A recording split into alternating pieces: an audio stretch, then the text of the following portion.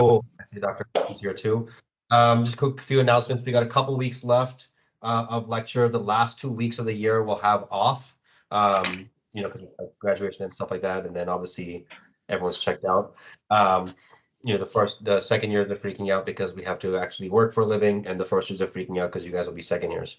Um, I'm excited to say that the last lecture of the year at the 4 p.m. slot will be some of the greatest minds in resuscitation solving a case together. We'll have Dr. Michael Bonk, we'll have Dr. Jared Ward, and then we'll of course have Dr. Lindsay Glaspie, who's here with us today, solving an awesome case together. So that'll be a fun way to end the year with lectures.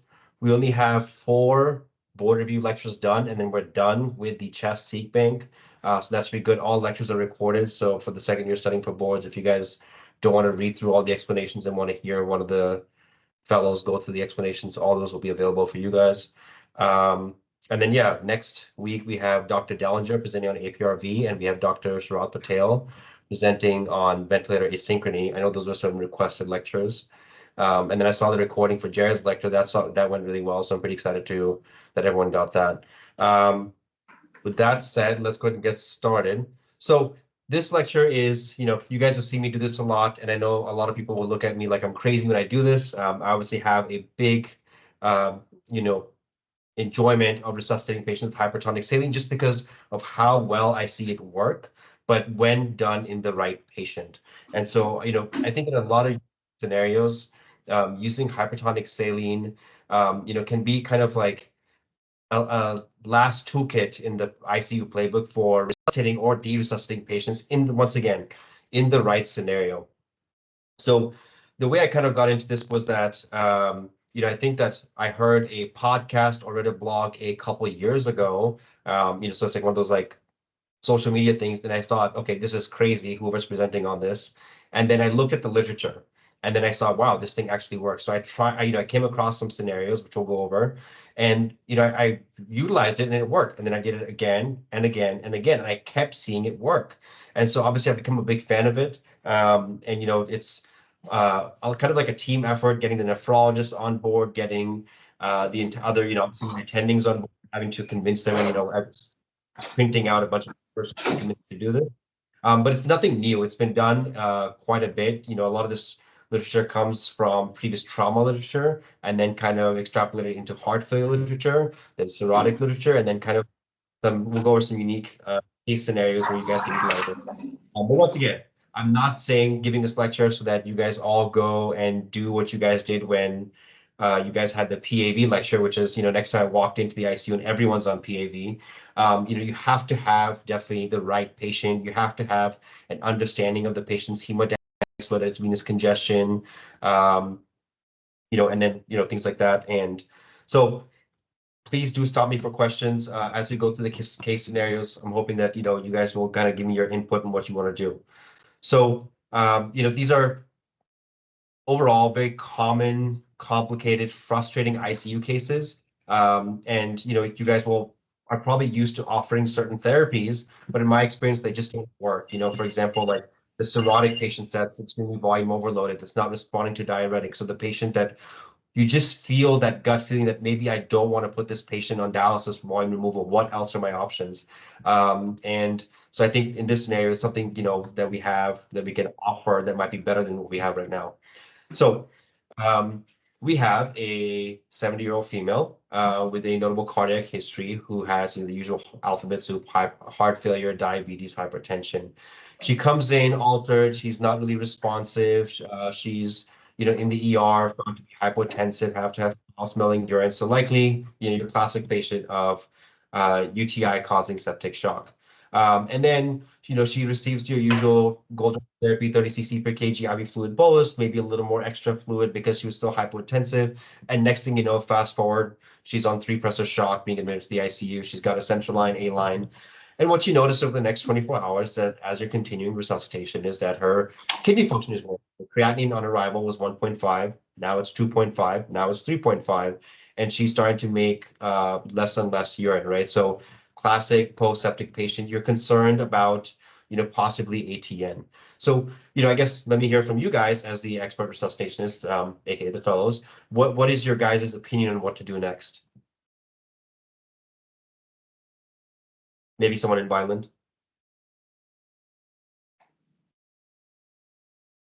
I mean, usually if we think it's ATN, it slowly peaks and then slowly starts clearing up, and then the AKI starts improving. They slowly start making more urine. How much fluid did she get? Sorry, just to pause you for a second. You guys all saw that, right? I mentioned the word sepsis and Dr. Bonk logged on. It's like saying Beetlejuice 3 times. So, Awab, you're absolutely right. You're concerned about ATN, right? So now, when you see a patient with declining urine output, what's your next step, right? Because obviously you can't let them just sit there with declining urine output. How are you going to try and manage this patient, right? This is your patient on your service. I mean, yeah, if they're in shock and I'm concerned that they're not perfusing their kidneys, I'm going to try and get some inotropic support to perfuse the kidneys to hopefully make urine.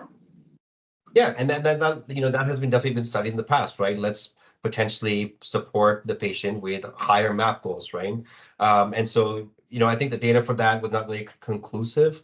And, I think maybe in your hepatorenal patients, they looked at that, potentially trying to prophylactically avoid worsening kidney function in your, for example, your cirrhotic patients by aiming for a higher MAP. We obviously have tried that with some, with neuro patients as well. But obviously the data is not there, so you kind of stick with your MAP goals, or you assess perfusion. So maybe their extremities are still cool with a MAP of 65. So fine, you go up on your pressors a little bit to maybe aim for a MAP of 70 or 75. But the urine output still hasn't improved. So what else can you do? Obviously, you guys are critical care fellows in the modern day age, so there's a lot of toolkits that you guys have. Focus. Yeah, right. So ultrasound, right? And you guys know we went out. There's no talk that I'm not going to give without some mention of ultrasound. So, I think that the patient got quite a bit of fluid, right? Their eyes and nose are positive, right? So you're coming in on shift and you see that, okay, the patient is still on maintenance fluids because their urine output had been declining. And so you're really options of I think I had heard a nephrologist say this when I first started mine, is that really the 4 Ds of decreased urine output, right? You can drown the patient IV fluids, you can diurese them, you can dialyze them, or if you can't do anything, then they die. So, let's talk about fluids, right? I mean, for me, it's a big pet peeve in the ICU, and you guys hear me always say it, and I know a lot of other people say it as well, and I always give a round of applause when I hear it. It's just this, it doesn't make sense to have a patient in the ICU on maintenance fluids, right? And it makes sense because when you kind of break it down, right, you're going to be giving maintenance fluids. You're not going to keep up with an eyes and nose, and you're not really getting a diagnostic test of whether or not that patient is fluid responsive, right? You've got your ultrasound. If you can get the good views, you can assess whether the patient's going to be fluid responsive, being a fluid bolus or a Trendelenburg. But the problem is, like, even if a patient is fluid, say they are fluid responsive, right? So you go ahead and you give 500 cc's, great, the blood pressure comes up, it's transient, right? But you can't just keep doing that again and again, because eventually, next thing you know, it's going to be like this patient where they're, net positive 3 or 4 liters and their blood pressure is still low. And yeah, they might be fluid responsive, but that's because something else is happening, right? That fluid that you're giving them, especially in the form of crystalloids, and I only mention LR here, I'm not going to mention NS, is going to leak out, right? They're in a septic state. It's a hyperinflammatory state. They're vasoplegic. That fluid is going to leak out. So it's just not sustainable to keep giving these crystalloid boluses, because then you're going to kind of shoot yourself in the foot and lead to venous congestion, which we know causes harm. So the next step that you can kind of consider, which I know for all the albumin junkies out there, is just utilizing, albumin, right? And the idea was that it'll keep the fluid intravascular. But what we see in studies, and why we see that albumin never pans out in these studies, and I know you guys have all heard Dr. Gerber say this multiple times when you get albumin, is that albumin is just going to cause harm, right? In a septic state, the blood vessels are highly permeable, and because of that profound capillary leak state, the albumin is going to leak out into the interstitial space and then worsen the edema. On top of that, and I'm sure everyone's noticed this, is that the effect is short-lived, right? You'll give doses, the blood pressure will go up for a little bit, and then after, an hour or two, the blood pressure will be low again, but now the patient is more edematous, right? Like the Michelin man. And then the other idea was, okay, maybe using albumin with a higher osmolarity. And again, the data is just not there. In fact, what the data does show is that it's actually nephrotoxic at the higher osmolars, the 25%. So, what I will say is that obviously with the goal of this talk is that there are possibly 2 better options that might be out there. And we'll kind of go into it after diving a little more into physiology. And so you can obviously guess that it's not crystalloids, it's not colloids, but it's hypertonic saline. And so the first reason of why looking at the literature, why it might be effective in terms of fluid resuscitation is that you might be able to avoid venous congestion. You might be able to avoid that additional overload. And so why is that? It's because you're not using a liter of hypertonic saline, right? You're only using 100 ml, maybe possibly 150 mLs of that 3% solution.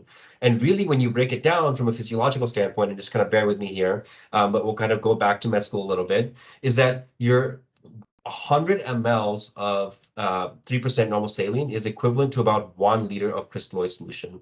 And so when you take, say, 1 liter of LR, only 200 to 300 of that is going to stay in the intravascular space. You give it to the patient, right? Say 200 to 300 will stay intravascular, the less is going to leak out into that interstitial space, right? But what happens when you give 100 mLs of 3% saline? You'll also get 200 to 300 in the intravascular space. So how does that happen? You give that 100, but because it's so hypertonic, you will take that extravascular fluid and it will go inside into the intravascular space. And this has been studied again and again in animals and in humans, and that's what we see happens in majority of patients, right, that are supposedly euvolemic or hypovolemic. And so you kind of won the volume battle there, but also you're also going to win the salt battle, right? So how much salt does 1 liter of, say, NS has? And obviously it's not relevant here because we're not going to use NS. But if you do use NS, you get 9 grams of sodium chloride, right? Versus only 3 grams of sodium chloride from 100 ml solution. So you're winning, both the volume battle and the salt battle by choosing 100 mLs of NS instead of, a liter of normal saline. And so the next thing is obviously considering the effective arterial volume, right? So you're trying to support the patient's blood pressure here, right? Which is why you're giving more fluid. And so this is where hypertonic saline comes in, right? So by using it to support the blood pressure, you're giving that high sodium load. You're going to see more of it stay intravascularly. So, and you're going to have more of an effective arterial volume perfusing your kidneys. So now you're successfully getting more fluid to the kidneys instead of leaking out. And so I know a lot of you guys are still probably stuck on albumin, but what we've also seen in the studies is that hypertonic saline is better than albumin when it comes to fluid resuscitation. And at the end, I'll kind of link some of the trials the randomized control trials that have shown this. But what's also interesting, because I know some of you guys are still big fans of albumin, is that when combining hypertonic saline with albumin, that you see an even better response in terms of maintaining a blood pressure. And it's not just transient like it is with albumin. It's actually sustained response, and it's because of inflammatory effects, because of neurohormonal effects. Now, in this talk, I won't talk about the inflammatory effects because even though I've seen it mentioned on blogs, on social media, and things like that, I don't see it, to be pretty convincing in the literature. But the neurohormonal effects is pretty convincing, and I'll definitely talk on that in a little bit. So, once again, continuing to give fluid boluses is not sustainable, even if they are fluid responsive, because you're not addressing the issue of inflammation and you're not addressing the issue of venous congestion, which, it's like probably one of my favorite topics in ICU these days. There's a lot to go over and it's a separate talk, but you can't just continue to drown these patients in fluids. So especially in the setting of our patient, right, the urine output has started to decrease. So obviously, first step is to stop those maintenance fluids. It's not going to help. It'll just build up. Next thing you know, you're going to be 9, 10 liters positive. Instead, if you're going to give it if you want to give fluids, give it as a bolus, and then don't just keep giving it. But the next important thing is diuresis. So, sorry, I want to talk about the long-standing effects of why it would be effective, right? It's not just transient. So before I kind of get into diuresis, I do want to kind of quickly touch on those neurohormonal effects, right? So once again, a little more physiology. Let's go back into the RAS system, right? So that renin, angiotensin, aldosterone system, right? So you guys all know how it works. The beauty of, so in someone that's not perfusing well, right? The kidney is getting a signal that it's not getting enough sodium. And that's why you get that low sodium in your heart failure patients, your cirrhotic patients, your nephrotic patients, right? And so what does it do? It activates the renin, then aldosterone, then angiotensin 2, and that whole system, right? And so what it attempts to do is tries to reabsorb sodium to try and maintain fluid, to try and perfuse the kidneys better. And what ends up happening, the patient continues, you go into that cyclical state of trying to, perfuse your organs better, but you end up just causing more venous congestion and less renal perfusion. So the beauty of hypertonic saline is, what does that high sodium load do, right? You're keeping it, we talked about increased effective arterial blood volume, it gets to the kidneys. And now, because you get that high sodium load, it actually shuts off that renin system and thereby deactivating the RAS system. So, in that low blood flow state, you're going to get high RAS. In this high blood flow state to the kidneys, you'll deactivate RAS. So high sodium load, decreased renin. Also, you'll also dilate your renal arteries by doing that, because of that hormonal system. And that is going to be far more effective than what we're doing. And I'm glad that Bob, you mentioned that in the beginning. You want to go up on your pressure requirements. The problem with going up, say, on Levophed or phenylephrine, is that it will actually cause further damage to your kidneys by causing vasoconstriction with that renal artery. So hypertonic saline, in that case, might be better than pressors for trying to resuscitate these patients, because that massive solute load is going to cause renal artery dilation, perfusing the kidneys better. And then also, if you're trying to get diuretics there, you're going to improve perfusion of your diuretics to the kidney, to the glomeruli. And we all know that diuretics work once they pass the glomeruli. And so you'll have even a better diuretic response there. So this can be a really good test to decide whether or not, say, you want to dialyze your patients or try using this with your diuretics if your diuretics, I'll get to that. And so the other benefit is that at, in cases where the patient is not perfusing well, right? You have angiotensin II, and we've seen how it works as a possible resuscitation medication. You will improve perfusion of the kidneys, but there have been studies that shown that high amounts of angiotensin II, when this RAS system is overtly activated, actually causes more capillary leak elsewhere in the body. And so by deactivating your RAS system with hypertonic saline, you'll actually see that you will decrease angiotensin II, and then thereby decreasing that capillary leak. And that's what we've seen, right? And I see other experts talk about it. I've seen it in my experience, is that the effect of hypertonic saline in trying to maintain that good blood pressure is not transient. It actually likely works from this hormone response from deactivating the RAS system. So instead of seeing it, the blood pressure go up, let's say with albumin for an hour or two, you'll see it go up for like 4 to 6 hours. And so it's likely possibly from either the inflammatory state, which once again, I haven't seen good evidence for in animal models, but you do see that the activation of this RAS system, and that has been studied actually. So how they study this was that, and I apologize if this gets too confusing, but they'll check like urine sodiums and urine osmoles. And so in someone that's, septic, not perfusing, volume overloaded, you'll see that urine sodium be crazy low, less than 20, and the urine osmoles be high.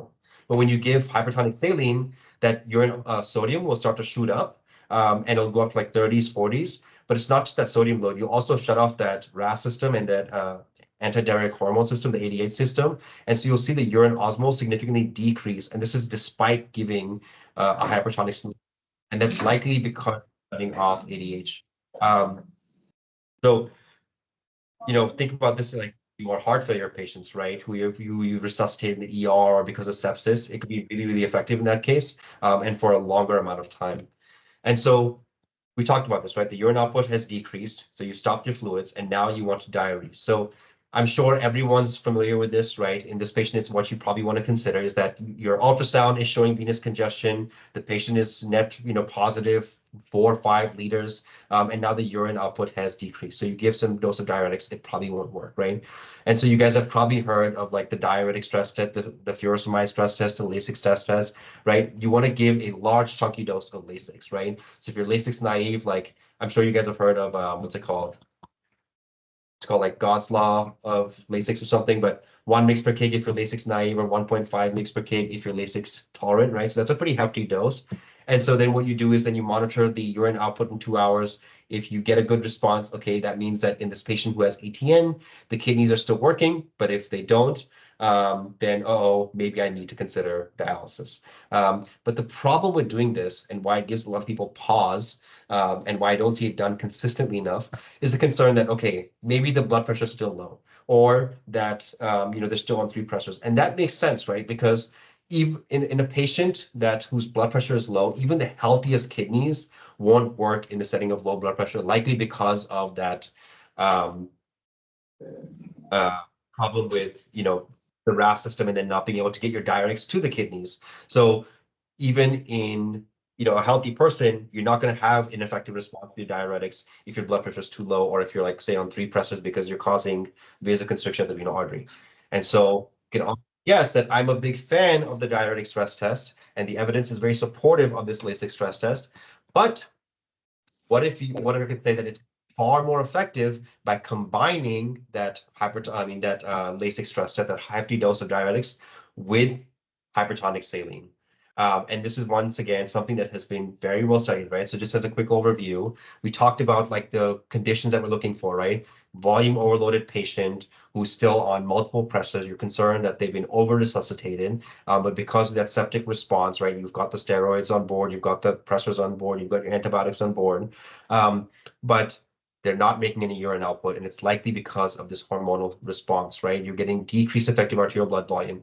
So the beauty of putting hypertonic saline in place is that it can osmotically pull all that fluid into that intravascular space, the one that's extravascular, and now you're going to promote more diuresis without causing intravascular volume depletion. And so now, by increasing the intravascular volume prior to diuresis, you can also reduce that RAS system from causing sodium retention, and thereby facilitating more diuresis, if that makes sense. Anyone have any questions? So you're probably thinking at me, you're probably asking like, okay, where's the evidence for all this, right? Because maybe that's the reason why we don't do this. Well, there's pretty good evidence, right? Once again, it's not new. So when you look at a study where they attempted diuretics versus diuretics with the hypertonic saline, and once again, all these studies are done in, I will say the caveat, in mostly small sample size patients, right? The good evidence is still lacking, but what does the current evidence show is that you saw, compared to just doing regular diuretic stress tests, is that you saw more weight loss, shorter hospital stays, sometimes more urine output. In some studies, you see the creatinine go down more with the hypertonic saline than with the furosemide infusions alone. And this has been done in various patterns and various, uses of the diuretics. And so in another study, I think this was done in 2013, they used hypertonic saline for prevention of renal dysfunction in patients with decompensated heart failure. This was a randomized controlled trial, I think like 33 or 34 patients with decompensated systolic heart failure, and then creatinines that were starting to trend up, decreasing urine output. They did this, a higher dose of Lasix, either twice daily or alone, or combined with hypertonic saline. And what they saw was that patients obviously had creatinine. They saw a larger creatinine decrease with the hypertonic saline with the diuretics than with the diuretics alone. In another study, they compared 3 different regimens. So I think they did, in this one, they did, continuous IV insulin infusions versus the IV boluses, or the hypertonic saline with the diuretics. And in the patients where they did call it the hyperdiuresis group, where they did the hypertonic saline with the IV diuretics, in this study, they didn't see any difference in creatinine, but what they saw was shorter length of hospital stay, likely because they were able to achieve diuresis faster. And the caveat to this patient was obviously that all patients that they studied had a normal sodium, did not have a creatinine higher than, I think, 5. And then, so the patients with also hyperdiuresis had a more significant weight loss when it was calculated per hospital day. In another study, you can see here, pretty obvious, right? So in the patients that they did hypertonic saline, they saw a trend towards decreasing O2 requirements, no significant change in the sodium. You'd see it go up as expected, maybe by 2 to 3, and I'll kind of go into that calculation later on, but a more significant urine output when combined with hypertonic saline, and then the more significant weight loss, because, obviously they're not using ultrasound for this. So, in summary, this hyperdiuresis, where you combine your Lasix with hypertonic saline to facilitate diuresis, that they really may function synergistically without causing more renal harm, right? Because you're not losing your intravascular volume for all the reasons we mentioned above. And I get it, can be counterintuitive, it can be controversial, but the evidence is there. There's definitely a signal for good evidence, and definitely studies. I guess better studies are needed to kind of clarify how well it works, how well does it compare to what we're doing right now. But definitely there's not much signal that it causes complications when done in the right patients. And so, we've done it a few times. I know I've done it with some of the attendings here. see that it's really reasonable for patients who failed conventional diuresis, who you're trying to defer or delay dialysis for, who may not be the best candidate for. And you're thinking about palliative care because can't offer dialysis, but hey, maybe this can be the thing that helps them get over that, or provides them a few additional hospital days to get home. So, I think that what I will say is that obviously if you're doing this, you're using a hefty dose of diuretics, you're going to see a crazy response when I see it. I see them, like I'll do the dose during the day and then they'll put out a couple liters. And then at that point, if you still see evidence of venous congestion, you can consider that dose again. And in all these studies you have done, you don't see them getting doses more than 2 to 3 times a day. So every 12 hours or every 8 hours. And then after 2 or 3 doses, you've basically achieved adequate diuresis. And obviously, I think the thing to be aware of this is that if you're going to do it, so the patients that we're talking about, right? Patients with heart failure or volume overload who have been refractory to dialysis. And then you obviously want to make sure that they're not overtly hypertensive because their blood pressure will shoot up, a fluid bolus. They're not hypernatremic. My threshold has been 140 because when you actually do the math, so let's talk about the math real quick. If you do the math, you shouldn't see in a 70 to 90 or 70 to 100, I think was when I did the math, kilogram patient who gets 100 ml bolus of hypertonic saline, their sodium should go up by more than 2 to 3. And I know almost never see it. The one exception to that is that if you're doing it on a patient that's like, say, NPO or, your peri-op patient that has been NPO for a while, they're likely have a big deficiency in free water. And so if you try to do this on that patient, their sodium will shoot up. So you want good evidence that the patient does have some evidence of volume overload if you're going to consider the hypertonic saline with diuresis. And then there's all this fun physiology of how the chloride comes into play, and I'm not going to go into that because of my least favorite electrolyte is chloride, and I just refuse to study it. So once again, you can give it like 2 to 3 times a day. You shouldn't require more than 3 doses, and then just make sure you follow your BMPs and that urine output, right? Because say you give it and it doesn't work, that means your kidneys are shot. And so it's kind of futile to do it again. And then obviously you don't do it. And then you develop hypernatremia, like say above 140, obviously stop them because if you give more doses, it's going to just continue to shoot up.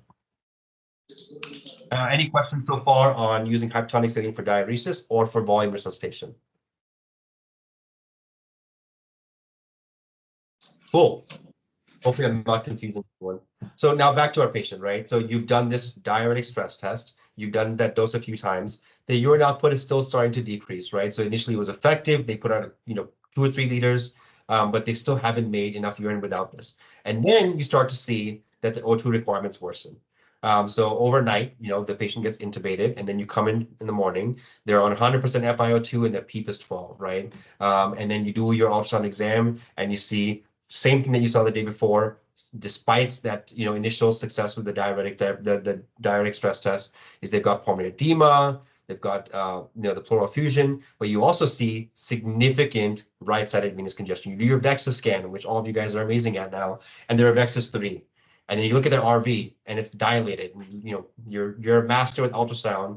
You calculate their right-sided cardiac output based on the RVOT VTI, and it's low, right?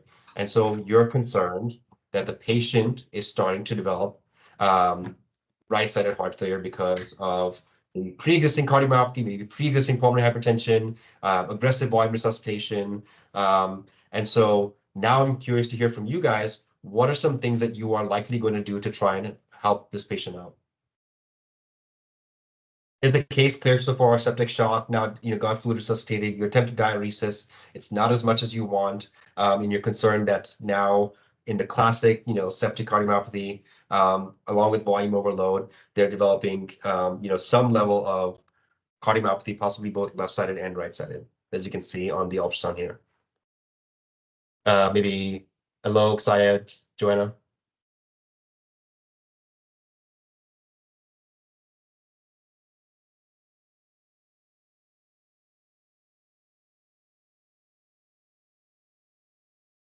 Crickets.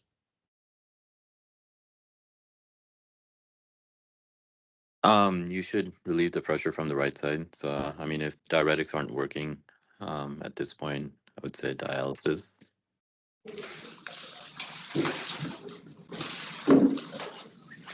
Right on. I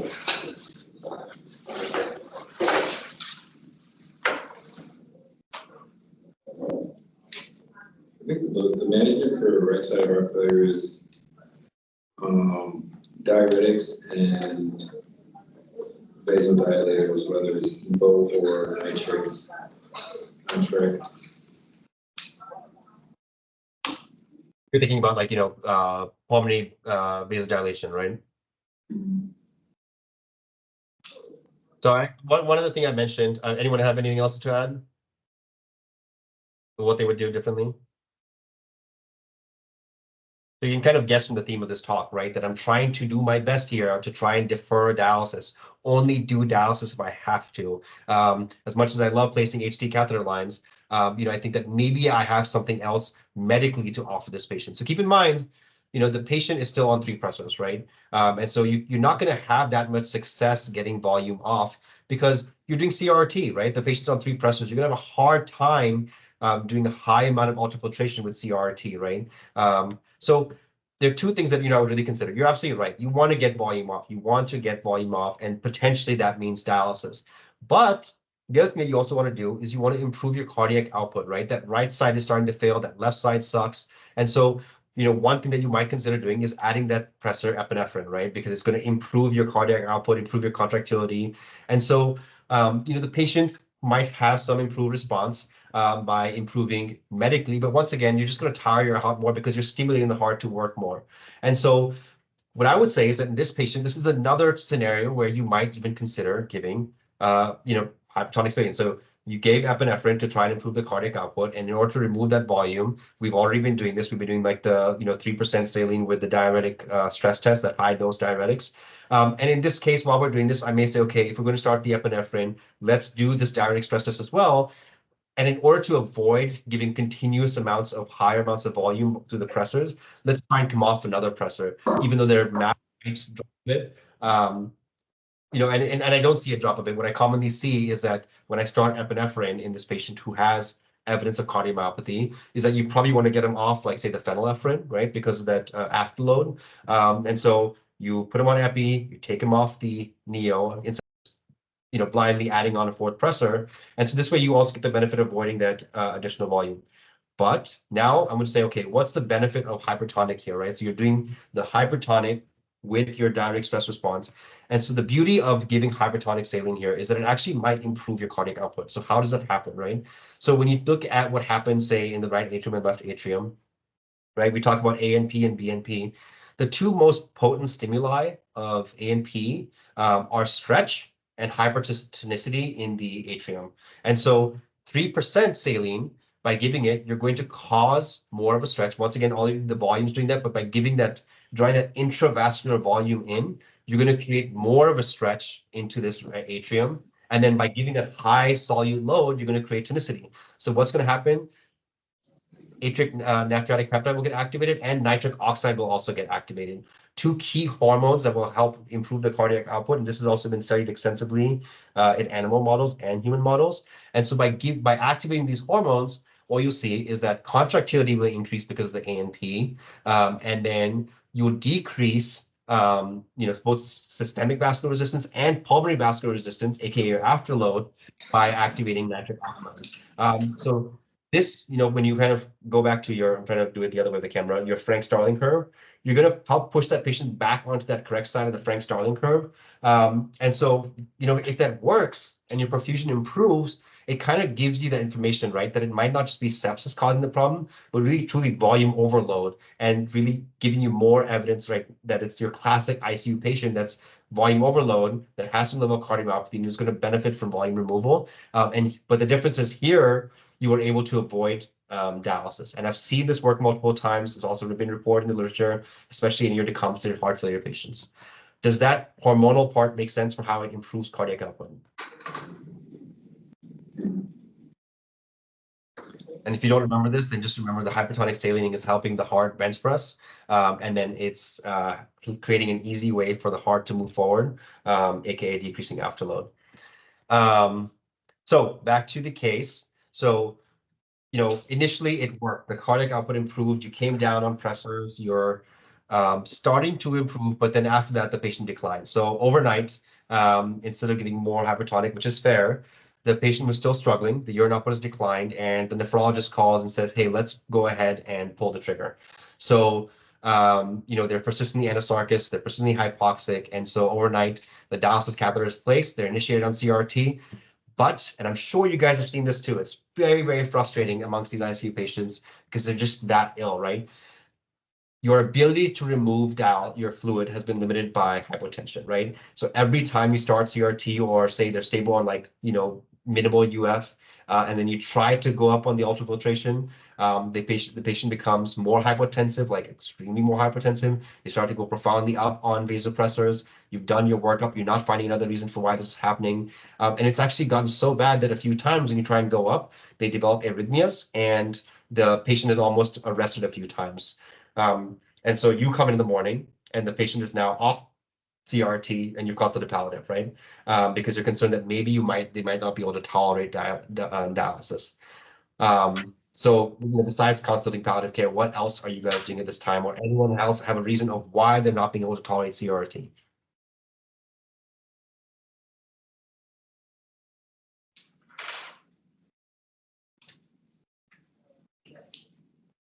So what happens when you guys Did we already say that we're not getting good flows and stuff?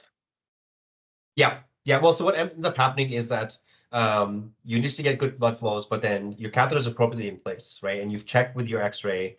It's right at the cavo-atrial junction, maybe even possibly in the right atrium. Yeah. They just, every time you try and pull more volume off, become extremely hypotensive. It's a very frustrating scenario. It's a very scary scenario because you know that you're on your last leg of what you have to offer, which is to try and remove volume with dialysis, right?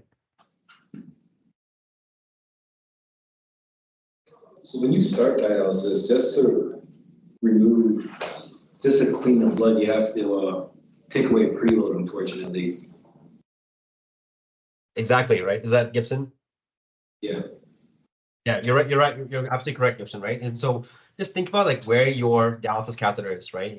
It's either at the cavo-atrial junction or the right atrium, and you've got this patient with like some RV dysfunction. And so in these patients that you try and dialyze with RV dysfunction, you have to watch these patients like a hawk, right? Because where that catheter is, you're robbing that patient of preload. And so when it comes to that Frank-Starling curve, this way, you go onto that left side where you make them, for the heart standpoint, hypovolemic, right? And so the moment you try to go up with that ultrafiltration, you'll see them like, the perfusion will just decline significantly, even if you just go to like 10 or 15, and then you try and, bump them even a little higher, and then they just get worse. And so it's all because of poor perfusion, because you have, in the setting of RV failure, now you've decreased the preload a lot.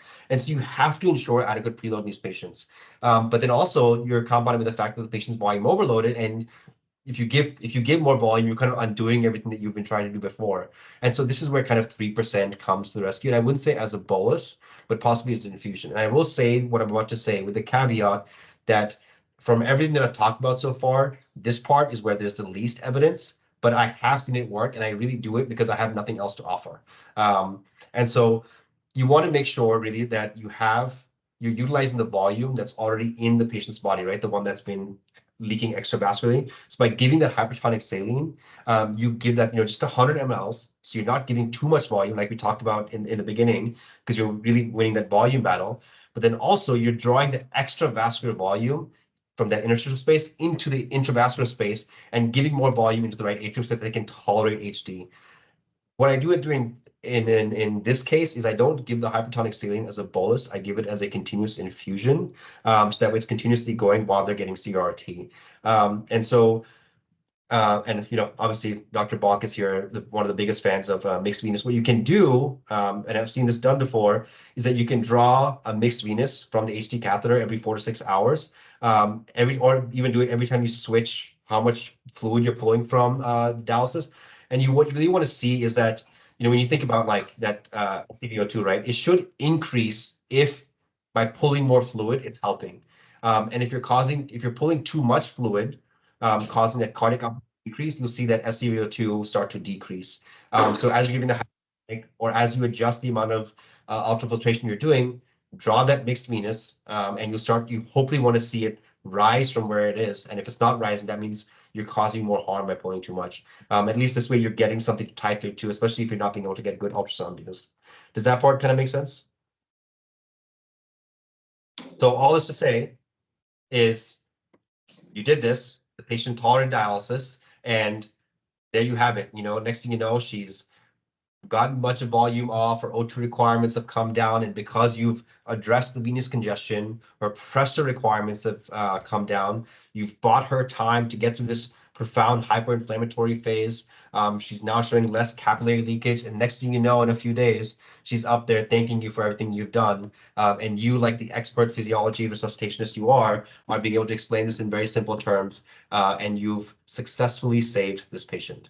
So in review, when we talked about all like the various ways the hypertonic saline works, by giving that instead, just that 100 mLs instead of your usual fluid boluses, you're avoiding more venous congestion. You're improving more perfusion to your organs, especially your kidneys, may possibly more effectively than your pressors because of vasoconstriction at the renal arteries. And then through this neurohormonal system, you are deactivating that RAS system, decreasing angiotensin II, decreasing capillary leak. And we talked about how you're improving your cardiac output via stretch, the hypertonicity that's going to the atrium, the ANP and the nitric oxide. And then finally, in these scenarios where the patients are in extremis and then not being able to tolerate dialysis, you are addressing that RV failure patient who's 10 years on dialysis by improving their preload using the intravascular volume. So I get it, and I've talked to a lot of nephrologists both at Vineland and Molecular Hall. Some are skeptics and some are big fans. Like, Kumar is a big fan. He's always down to do this in the right patient. So once again, if you are interested in kind of adopting this or trying this on your practice, I do recommend getting familiar with the evidence, because that will help you get familiar with picking the right patient, which is extremely important because you don't want to do this in the wrong patient. I would say that in review, like the best evidence for tonic saline resuscitation is when you're using it as an adjunct to diuretics, your pulmonary edema patient, your ARDS patients, your heart failure patients, your cirrhotic patients. There are a few really good randomized control trial, which is included here in your heart failure patients and your patients who are septic and have been volume resuscitated, and then some cirrhotic studies. Actually, in the cirrhotic studies, there's no randomized control trials. It's all prospective, but the quality of the data is still pretty convincing.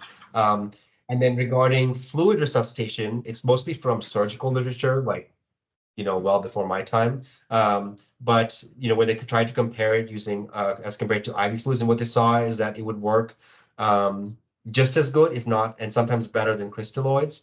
And where there's, once again, not much evidence is, that third part where we're talking about using it in CRT.